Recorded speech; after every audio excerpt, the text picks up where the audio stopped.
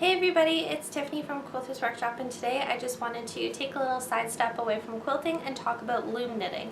I am a regular knitter, so I do know how to use regular knitting needles and circular knitting needles and all that stuff. But I've just recently been starting to use a lot of knitting looms to make different projects, and some people have different viewpoints on loom knitting, and so I just kind of wanted to share with you my thoughts on it.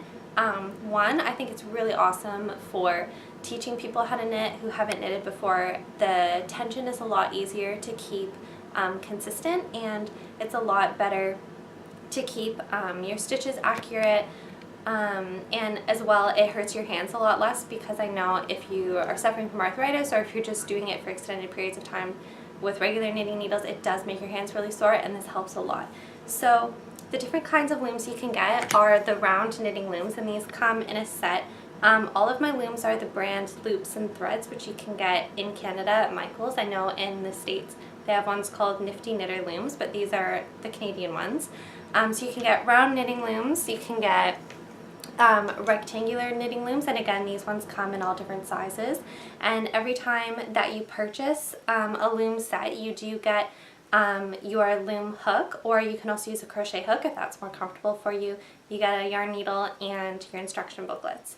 So what I like to use my looms for, because some people think that you can only make hats on round knitting looms, I've actually used the green one, which is the smallest of the set of 4 that I showed you, to make an infant hat. I've also done headbands, like I think I knitted this one that I'm wearing on this one, and I did adult slippers on this one.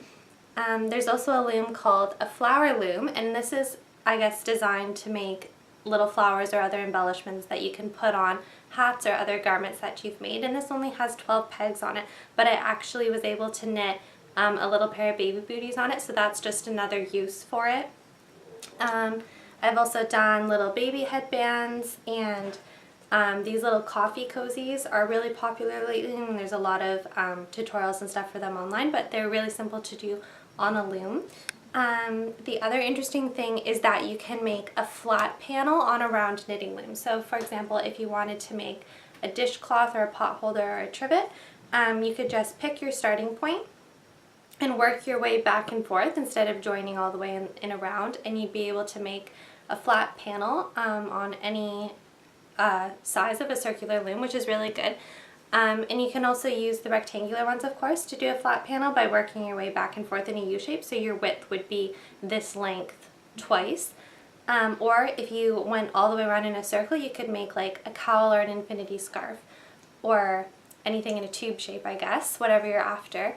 I guess that's basically everything that I wanted to show in this video, but I just wanted to sort of express my opinion on why I think that loom knitting is just as good as regular knitting, because you can also accomplish almost all of the stitches that you can do on regular knitting needles on your circular loom. So I'll be doing a couple more tutorials on some more in-depth things of how to actually use them. If anyone has any questions about loom knitting techniques, or where to purchase them, or any other questions that you might have, you can send me an email at quilters.workshop@gmail.com. Thanks so much for watching.